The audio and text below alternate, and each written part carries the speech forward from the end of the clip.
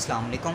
आज हम स्टार्ट करते हैं अपना नेक्स्ट टॉपिक जो कि है रिएक्शंस ऑफ अल्काइंस का। इससे पहले हम अल्काइंस का इंट्रोडक्शन कर चुके हैं, अल्काइंस की प्रिपरेशन मुकम्मल तौर पर कर चुके हैं और आज की वीडियो के अंदर हम रिएक्टिविटी ऑफ अल्काइंस को डिस्कस करने वाले हैं और अल्काइंस के रिएक्शंस जो हैं उन्हें डिस्कस करेंगे एक एक तरह करके।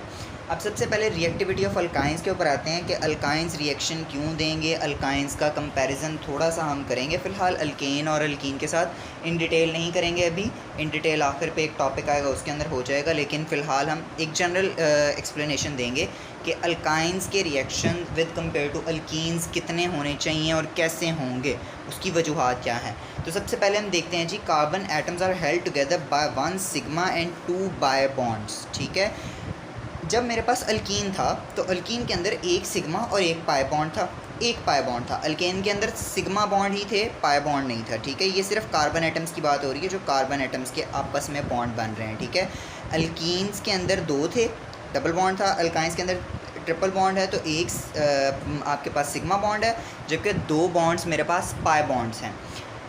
एक और चीज़, इलेक्ट्रॉन्स आर लेस एक्सपोज्ड और thus are less reactive than alkanes.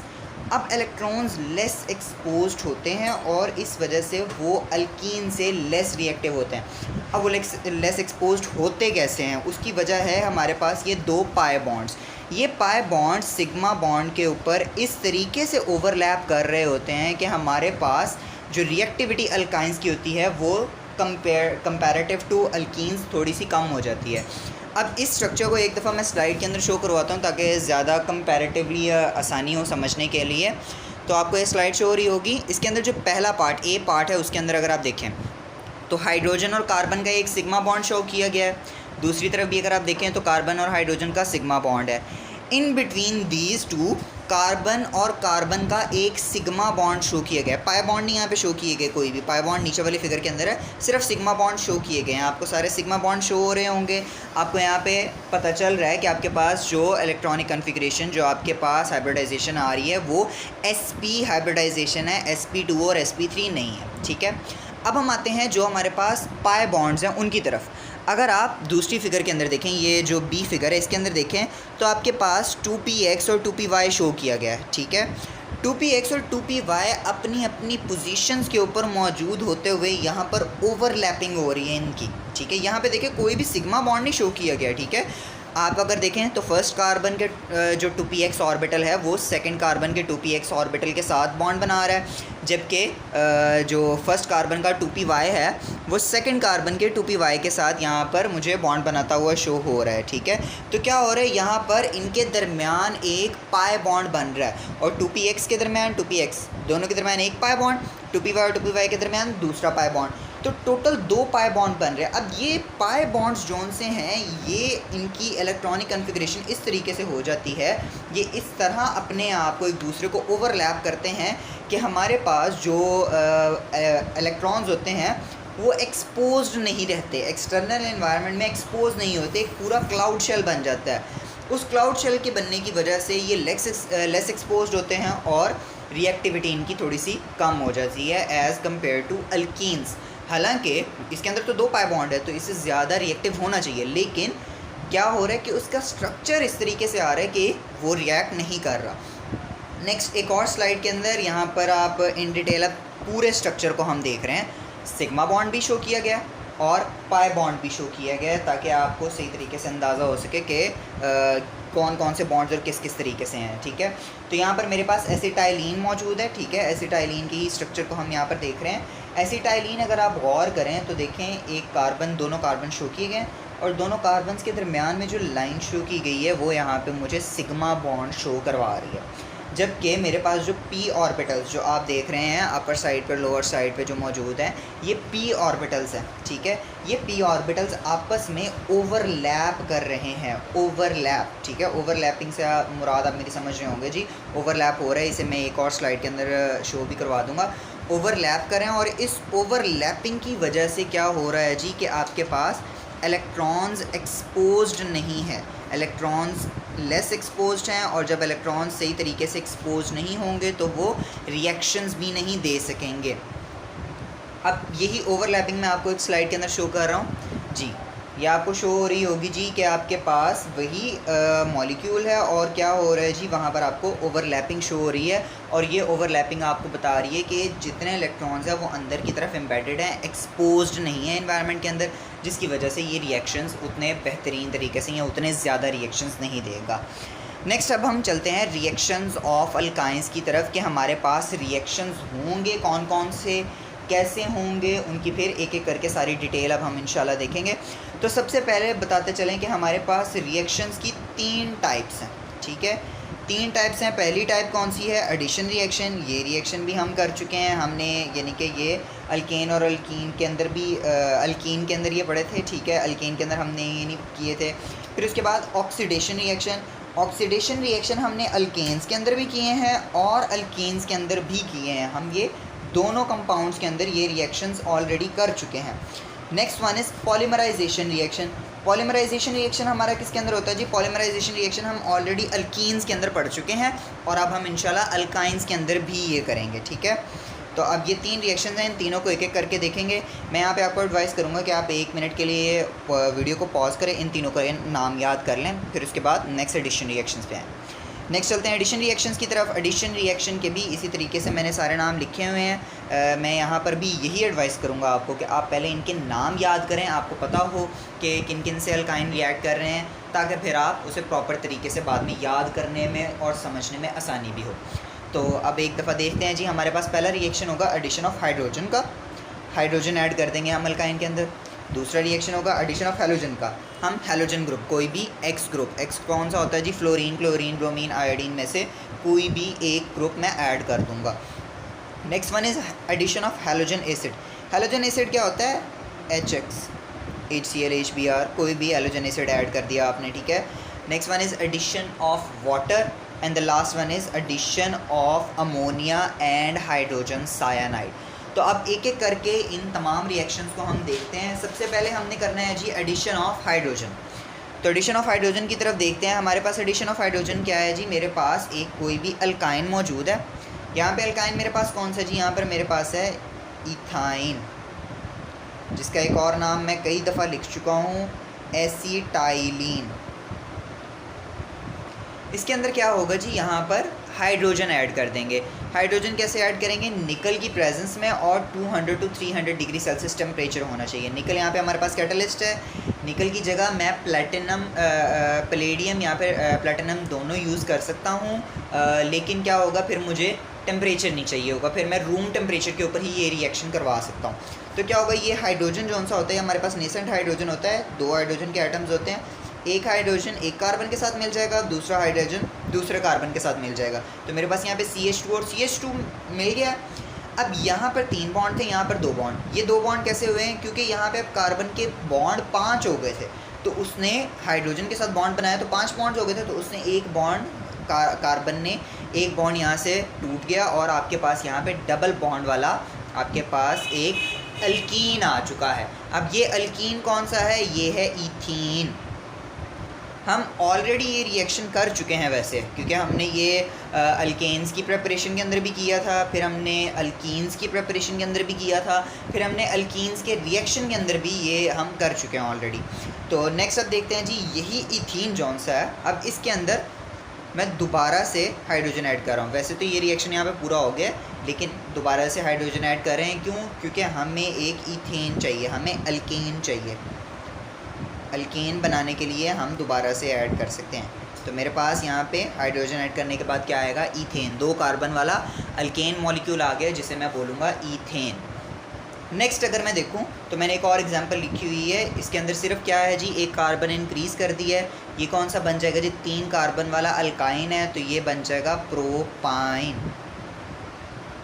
इस प्रोपाइन के अंदर हाइड्रोजन ऐड हुआ, सेम उसी तरीके से हाइड्रोजन के 2 एटम्स, ठीक है, नेसेंट हाइड्रोजन है, एक हाइड्रोजन आपके पास एक कार्बन के पास जाएगा, दूसरा हाइड्रोजन दूसरे कार्बन के पास जाएगा, ठीक है।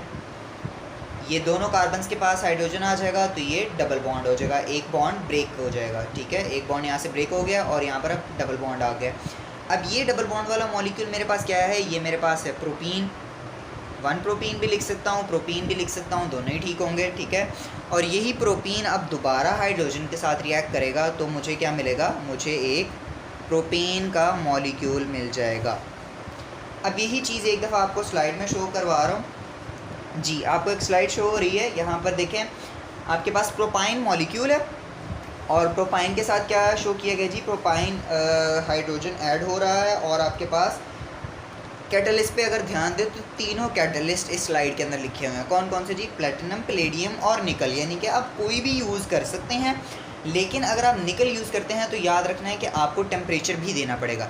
लेकिन अगर आप निकल नहीं यूज़ करते, सपोज़ कर लेते हैं जी आप प्लेटिनम या पैलेडियम यूज़ करना चाहते हैं, तो उसमें यह है कि आपको फिर टेम्परेचर देने की ज़रूरत नहीं पड़ेगी, आप रूम टेम्परेचर के ऊपर भी यही रिएक्शन करवा सकते हैं। तो क्या हुआ जी, ये रिएक्शन होगा तो सबसे पहले आपके पास क्या बना जी, प्रोपीन। साथ में ही देखें हाइड्रोजन भी ऐड हो रहा है, रिएक्शन हमने मज़ीद कंटिन्यू करवाना है। तो क्या हुआ जी, हाइड्रोजन ऐड होगा तो मेरे पास डायरेक्ट प्रोपेन बन जाएगा। अब अगर आप में से कोई बच्चा ये सोच रहा है कि हम में से हमेशा प्रोपीन से आगे प्रोपेन में क्यों कन्वर्ट कर रहे हैं, हम क्यों नहीं इसे प्रोपीन तक रख रहे, तो उसकी वजह यह है कि क्योंकि ये एक अनसैचुरेटेड कंपाउंड है।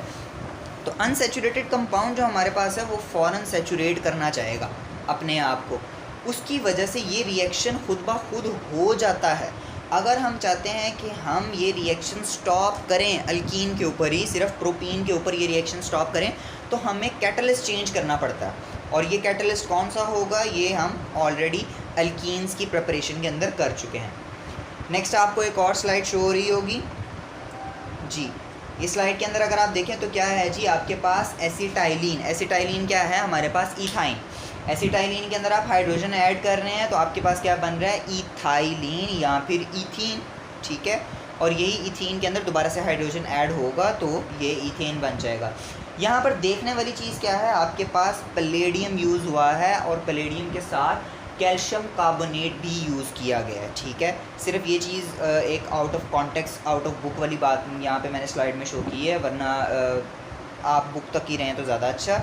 नेक्स्ट प्रोपाइन के साथ अगर आप रिएक्शन देखें तो वही रिएक्शन सेम है, प्रोपाइन में हाइड्रोजन ऐड हुआ तो आपके पास क्या बन गया, प्रोपीन। नेक्स्ट एक और स्लाइड आपको शो हो रही होगी। अब इस स्लाइड के अंदर आप देख सकते हैं जी, आपके पास इथाइन मॉलिक्यूल है और इथाइन के अंदर क्या है जी, आप इथाइन के अंदर हाइड्रोजन ऐड कर रहे हैं तो वो क्या बनेगा, इथाइलिन यानी कि इथीन। इथाइन से एसिटाइलिन से इथीन या फिर इथाइलिन बनेगा। और उसी इथीन या इथाइलिन के अंदर दोबारा हाइड्रोजन ऐड किया है तो क्या हुआ जी, इथेन आ गया। अब यहाँ पर टेम्परेचर 473 केल्विन लिखा हुआ है। तो जो बच्चे तो एफएससी वाले हैं, जो अभी सेकेंड ईयर कर रहे हैं, उन्हें तो मैं कहूँगा ये 473 केल्विन के चक्कर में ना पड़े, वो बस 200 to 300 डिग्री सेल्सियस टेम्परेचर याद रखें। लेकिन अगर कोई बच्चा एमकैट फ़िलहाल कर रहा है और एमकैट के लिए वीडियो देख रहा है तो उसे ये चीज़ याद रखनी चाहिए कि ये टेम्परेचर डिग्री सेल्सियस में सेम ही है। 200 डिग्री सेल्सियस के अंदर अगर आप 273 ऐड करते हैं तो आपके पास सेम वही 473 केल्विन ही आएगा। ये डिग्री टू केल्विन के कन्वर्जन के अंदर आता है। नेक्स्ट वन इज़ प्रोपीन को अगर हम हाइड्रोजन के अंदर ऐड करें तो हाइड्रोजन के अंदर जैसे ही मैं ऐड करूँगा तो मेरे पास क्या हो बन जाएगा जी, प्रोपेन बन जाएगा। अब हम अपने नेक्स्ट रिएक्शन की तरफ चलते हैं जो कि है एडिशन ऑफ हैलोजेंस। हैलोजेंस की एडिशन की तरफ आते हैं। हैलोजन हमारे पास क्या होते हैं जी, हमारे पास X ग्रुप है X2, जिसे मैं लिख सकता हूँ ये फ्लोरीन हो सकता है, क्लोरीन हो सकता है, ब्रोमीन हो सकता है या फिर आयोडीन भी हो सकता है। तो क्या है जी कि हमारे पास फ्लोरीन, क्लोरीन, ब्रोमीन, आयोडीन में से हम किसी को भी एक अल्काइन के अंदर ऐड कर देंगे। कोई भी अल्काइन ग्रुप है उसके अंदर हमने ऐड करना है। तो हमारे पास क्या होता है जी, अब कॉमनली हम पहले भी ये चीज़ डिस्कस कर चुके हैं कि हम फ्लोरीन और आयोडीन को नहीं करेंगे यूज़, हम कॉमनली क्लोरीन और ब्रोमीन के ही रिएक्शन करवाएंगे। तो यहाँ पर मैंने क्लोरीन का रिएक्शन लिखा हुआ है। अगर आप यहाँ पर क्लोरीन का रिएक्शन देखें तो क्या आपको शो हो रहा है जी कि यही क्लोरीन मॉलिक्यूल ब्रेक होगा। ब्रेक हो के आपके पास क्या करेगा, ये क्लोरीन मॉलिक्यूल क्या होगा, एक Cl बन जाएगा और दूसरा भी Cl बन जाएगा। ये क्लोरीन मॉलिक्यूल एक क्लोरीन एटम आपके पास एक कार्बन के पास चला जाएगा, दूसरा क्लोरीन एटम दूसरे कार्बन के पास चला जाएगा। तो मेरे पास ये क्या बन जाएगा, मेरे पास बन जाएगा 1,2 डाई क्लोरो इथीन। ध्यान करना है यहाँ पर इथेन नहीं लिखते ना, क्यों, क्योंकि यहाँ पे डबल बॉन्ड है। डबल बॉन्ड इथीन में होता है, इथेन में नहीं होगा। अब हम नेक्स्ट रिएक्शन इसी को आगे कंप्लीट कर रहे हैं। इसके अंदर क्या होगा जी, मज़ीद हम क्लोरीन ऐड करेंगे क्योंकि अभी भी डबल बॉन्ड एग्जिस्ट कर रहा है, हमें ये अनसेचुरेशन ख़त्म करनी है। तो ये अनसेचुरेशन ख़त्म करने के लिए क्या करेंगे, हम यहाँ पे एक और क्लोराइड का एटम ऐड कर देंगे। तो क्या होगा जी, मेरे पास क्लोरीन गैस है, क्लोरीन गैस दोबारा से ब्रेक होगी, क्लोरीन और इधर भी क्लोरीन आ जाएगा। ये क्लोरीन एक एटम के पास जाएगी और सेकंड क्लोरीन मेरे पास सेकंड एटम के पास जाएगी, ठीक है। तो मेरे पास क्या हुआ जी, अब डबल बॉन्ड भी ब्रेक होकर सिंगल बॉन्ड रह चुका है और एक कार्बन के साथ दो दो क्लोरीन के एटम्स आ चुके हैं। अब ये अल्केन बन चुका है क्योंकि अब डबल या ट्रिपल बॉन्ड नहीं है। तो इसका नाम क्या होगा, नाम देखते हैं जी, 1 1। इस तरफ से नंबरिंग दे रहा हूँ, अगर मैं ये 1 है और ये 2 है तो ये क्या बन जाएगा, 1 1 2 2, क्योंकि दोनों के ऊपर दो दो क्लोराइड एटम है। तो 1 1 2 2 डाई क्लोरो। कार्बन्स कितने हैं जी मेरे पास, कार्बन है 2, तो इसलिए ये क्या बन जाएगा, ethane. 1 1 2 2 die chloro ethane. Next देखते हैं जी इसी रिएक्शन की एक और एग्जांपल मैंने यहाँ पर लिखी है। अब मेरे पास यहाँ पे क्या है, मेरे पास है प्रोपाइन। प्रोपाइन है मेरे पास।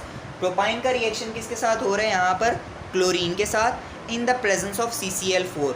अगर आपको याद हो तो जब हमने अल्कीन्स के अंदर भी क्लोराइड ऐड किए थे ना, तब भी मेरे पास CCl4 ही था। तो इस तरीके से निशानी रख के अगर आप याद करेंगे तो आपको आसानी होगी ऑर्गेनिक केमिस्ट्री याद करने में। अगर रट्टा लगाएंगे तो ऑर्गेनिक केमिस्ट्री भूल जाएगी, ऑर्गेनिक केमिस्ट्री रट्टे लगाने से याद नहीं होती। तो यहाँ पर मैं अगर क्लोरीन ऐड करूँगा तो क्या होगा जी, क्लोरीन हमेशा की तरह एक क्लोरीन एटम और ये दूसरा आ जाएगा। एक क्लोराइड एटम इस कार्बन के पास जाएगा, दूसरा इस कार्बन के पास आ जाएगा। तो यहाँ पर इन दोनों के पास एक एक क्लोरीन ऐड हो गया। अब इसका नेम क्या होगा, डबल बॉन्ड है, 3 कार्बन है। पोजीशंस देखते हैं जी, मैं यहाँ से राइट साइड से पोजीशन दे रहा हूँ, 1 2 3। राइट से क्यों दी है, लेफ़्ट से क्यों नहीं दी, क्योंकि डबल बॉन्ड मुझे यहाँ से नज़दीक पड़ रहा है, ठीक है। क्लोराइड को नहीं हम देखेंगे, हमने डबल बॉन्ड को प्रेफरेंस देनी है। तो मेरे पास ये इसका नेम बनेगा 1 2 die chloro. 3 carbon atoms, prop और अल्कीन है तो ईन आ जाएगा, प्रोपीन, ठीक है। 1 2 डाई क्लोरो प्रोपीन, ठीक है। नेक्स्ट चलते हैं, अब इसी रिएक्शन को कंप्लीट भी करना है। डबल बॉन्ड को हमें यहाँ पे ख़त्म करना है, हमें अनसेचुरेशन मुकम्मल तौर पर ख़त्म करनी है। तो अनसेचुरेशन मुकम्मल तौर पर अगर मैं ख़त्म करूँगा तो यहाँ पर क्या होगा, CH3, आगे CCl प्लस CHCl और Cl2, सेम उसी तरीके से एडिशन होगी। दोनों क्लोराइड अलग-अलग हो जाएंगे, ठीक है। एक क्लोराइड एक कार्बन के पास जाएगा, दूसरा क्लोराइड दूसरे कार्बन के पास जाएगा। तो अब क्या होगा, दोनों कार्बन्स के पास दो दो क्लोराइड एटम आ गए हैं। तो इसका नेम क्या होना चाहिए, इसका नेम बन जाएगा, अब दोबारा से नेमिंग राइट साइड से ही होगी, लेफ़्ट साइड से नहीं होगी। क्यों, क्योंकि क्या है मेरे पास राइट साइड के ऊपर यहाँ पर क्या है, मेरे पास एक क्लोरीन एटम मौजूद है और इसे फर्स्ट नंबर मिल रहा है। लेफ़्ट साइड के ऊपर अगर मैं आऊँगा तो उसे सेकंड नंबर मिलेगा। तो इसका क्या नेम हो जाएगा, 1 1 2 2 टेट्रा क्लोरो प्रोपेन। अच्छा, एक चीज़ मैंने अब गौर की है, सॉरी फॉर दिस, यहाँ पे डाई नहीं आएगा, यहाँ पे टेट्रा आएगा, ठीक है। ये ज़रा एक्सक्लूड कर लीजिएगा, इसका थोड़ा सा ध्यान कर लीजिएगा, ठीक है। तो यहाँ पे टेट्रा आएगा।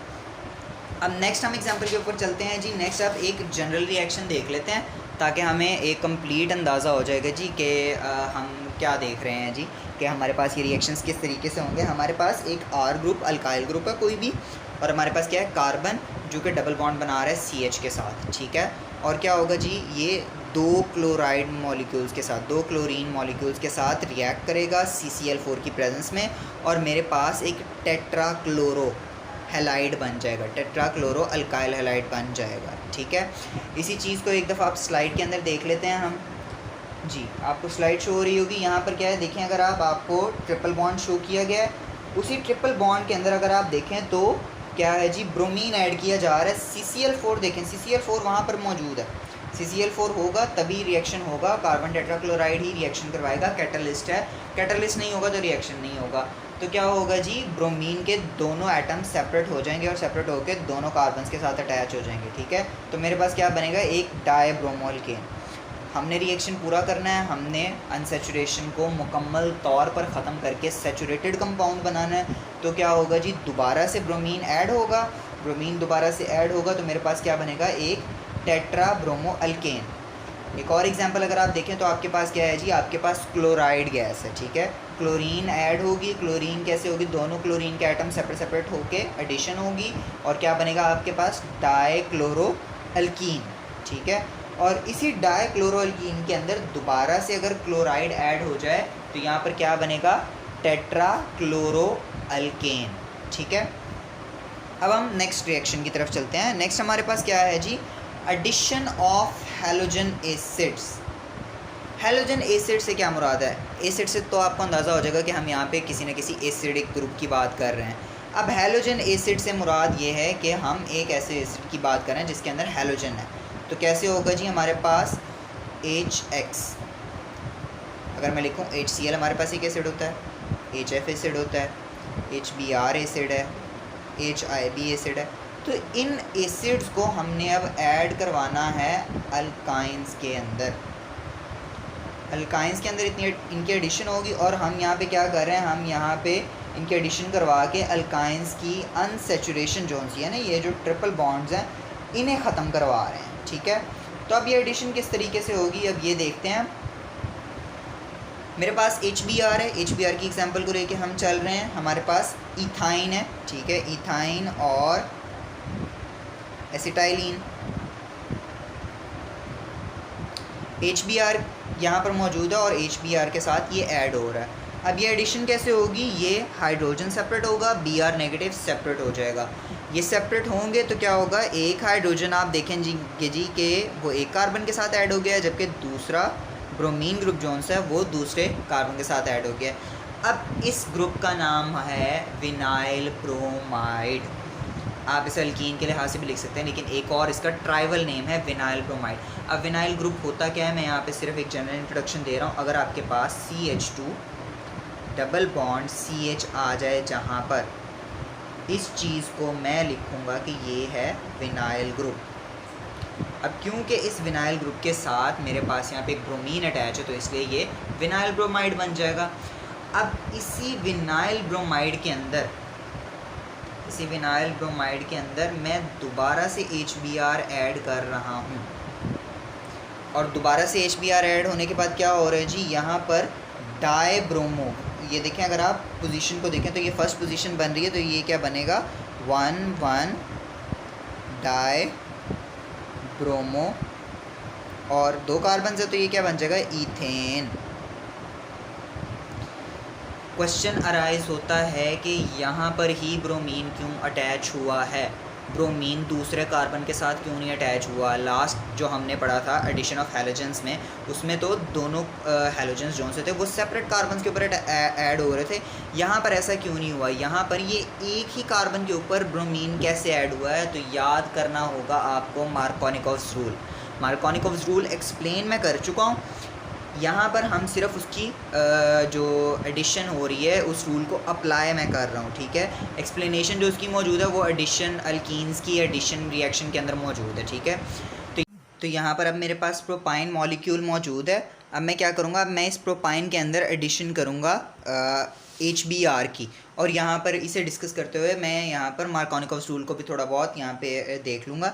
अब यहाँ पर क्या होगा, मार्कोनिकोव्स रूल के मुताबिक सबसे पहले तो ये HBr को हमें ब्रेक करना है, हाइड्रोजन पॉजिटिव हो जाएगा और Br नेगेटिव हो जाएगा। मार्कोनिकोव्स रूल क्या कहता है, अगर आप याद करें तो मार्कोनिकोव्स रूल कहता है कि ये नेगेटिव पोर्शन, ब्रोमीन की बात नहीं कर रहा मैं, नेगेटिव पोर्शन कह रहा हूँ, ठीक है। नेगेटिव पार्ट ट्रिपल बॉन्ड या डबल बॉन्ड वाले कार्बन में से उसके पास जाएगा जिसके पास हाइड्रोजन कम है, ठीक है। तो मेरे पास ये सेकंड नंबर जो कार्बन था इसके पास हाइड्रोजन कम थे, इस वजह से ये नेगेटिव पार्ट इसके पास आएगा और यहाँ पर ब्रोमीन अटैच हो जाएगा, जबकि पॉजिटिव पार्ट उसके पास जाएगा जिसके पास हाइड्रोजन ऑलरेडी ज़्यादा है, ठीक है। पॉजिटिव और नेगेटिव पार्ट को देखना है, ये ब्रोमीन या फिर हाइड्रोजन को नहीं देखना। रूल पॉजिटिव और नेगेटिव पार्ट के लिहाज से आपको एक्सप्लेन किया जाता है। अगर आप यहाँ पर देखें तो आपके पास क्या है, उसी के अंदर मैं दोबारा से HBr ऐड कर रहा हूँ। तो अब क्या हो रहा है, दोबारा उसी लिहाज से हाइड्रोजन और Br नेगेटिव है, हाइड्रोजन पॉजिटिव है। तो Br जौन सा ब्रोमीन है वो किधर ऐड होगा, वहाँ पर उस कार्बन के साथ जिसके पास कम ब्रोमीन है, कम हाइड्रोजन मॉलिक्यूल्स है। तो ये Br नेगेटिव उसके पास ऐड हो गया जिसके पास कम हाइड्रोजन है। जबकि ये हाइड्रोजन मॉलिक्यूल किसके पास होगा, हाइड्रोजन का एटम किसके पास ऐड होगा, उसके पास जिसके पास ऑलरेडी हाइड्रोजन ज़्यादा हैं। अब यही प्रोसेस मेरे पास, क्योंकि अब हमने क्या किया था, हमने हाइड्रोजन ऐड किया था और ब्रोमीन ऐड किया था। तो अब हाइड्रोजन ऐड करने को हम क्या कहते हैं, हाइड्रोजिनेशन, और ब्रोमीन ऐड करने को कहते हैं हम ब्रोमिनेशन, या अगर मैं हेलोजन की बात कर लूँ तो मैं कह दूंगा हेलोजिनेशन। तो ये प्रोसेस कलेक्टिवली मेरे पास कहलाएगा हाइड्रोहेलोजिनेशन। अब यहाँ पर जो कंपाउंड बना है इसका नेम भी हम देख लेते हैं, पहले इसका देखते हैं फिर उसके बाद इसका नेम भी देखते हैं। तो पहले मेरे पास ये क्या बनेगा, सेकंड पोजीशन के ऊपर ब्रोमीन है, ठीक है, लेकिन फर्स्ट पोजीशन के ऊपर मेरे पास डबल बॉन्ड भी है, मुझे इस चीज़ का ध्यान रखना पड़ेगा। तो मैं क्या कहूँगा, 2 ब्रोमो 1, या फिर अगर मैं 1 ना भी लिखूँ तो वैसे फ़र्क नहीं पड़ेगा क्योंकि प्रोपीन है, फर्स्ट पोजीशन के ऊपर ही होगा, 2 ब्रोमो 1 प्रोपीन। पास क्या होगा, यहाँ पर OH ग्रुप जैसे ही अटैच हो जाएगा तो ये क्या बन जाएगा, CH2 डबल बॉन्ड CHOH, और इसे मैं क्या नाम दूंगा, इस ग्रुप को नाम देना है मैंने विनाइल का, और ये OH hydroxyl group, alcoholic group आ गया है मेरे पास। तो एल्कोहलिक ग्रुप की वजह से मैं इसे नाम दूंगा vinyl alcohol.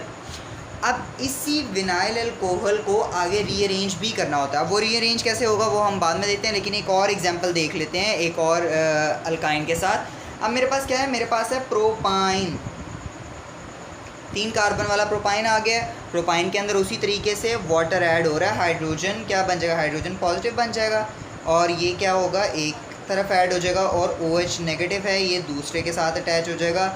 Markovnikov's rule apply हो रहा है, मैं यहाँ पर दोबारा एक्सप्लेन नहीं कर रहा, ठीक है, इस वीडियो के अंदर भी मैं एक्सप्लेन कर चुका हूँ। और अगर आप एक्यूरेटली सही तरीके से समझना चाहते हैं तो रिएक्शंस ऑफ अल्काइंस में, रिएक्शंस ऑफ अल्कीन्स के अंदर मार्कोनिकोव्स रूल को डिटेल के अंदर एक्सप्लेन किया गया है बहुत सी एग्जांपल्स के साथ।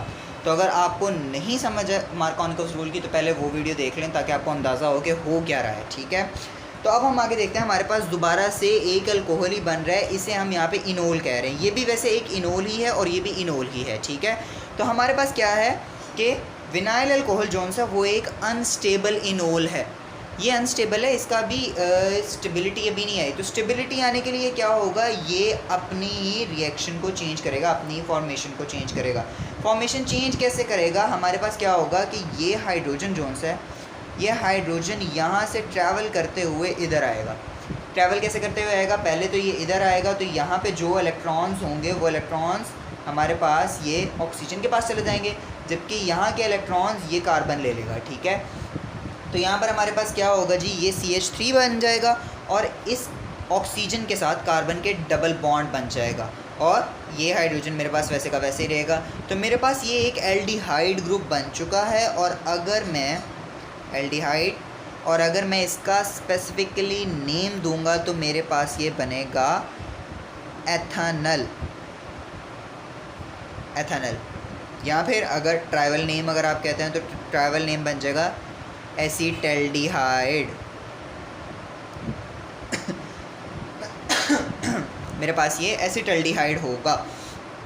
अब ज़रूरी नहीं है हमेशा ये एल्डिहाइड बने, ये कीटोन भी बन सकता है। कीटोन कैसे बन सकता है, अगर सपोज़ करें इसकी लेफ़्ट साइड के ऊपर मज़ीद कार्बन अटैच्ड है, ठीक है, CH2 है, CH3 है, जो भी है, तो ये एल्डिहाइड ही रहेगा। लेकिन अगर इसके दोनों तरफ, डबल बॉन्ड के दोनों तरफ, राइट और लेफ़्ट साइड दोनों तरफ ही अगर कार्बन या अल्काइल ग्रुप अटैच होंगे तो ये एक कीटोन भी बन सकता है। तो अब यहाँ पर आपको एग्जाम्पल शो करवा रहा हूँ मैं, स्लाइड आएगी जी, ये स्लाइड आपको शो हो रही होगी। अब स्लाइड के अंदर क्या हो रहा है, मेरे पास प्रोपाइन है, ठीक है। प्रोपाइन के अंदर क्या ऐड हो रहा है जी, मेरे पास प्रोपाइन के अंदर वाटर ऐड हो रहा है in the presence of H2SO4 and HgSO4।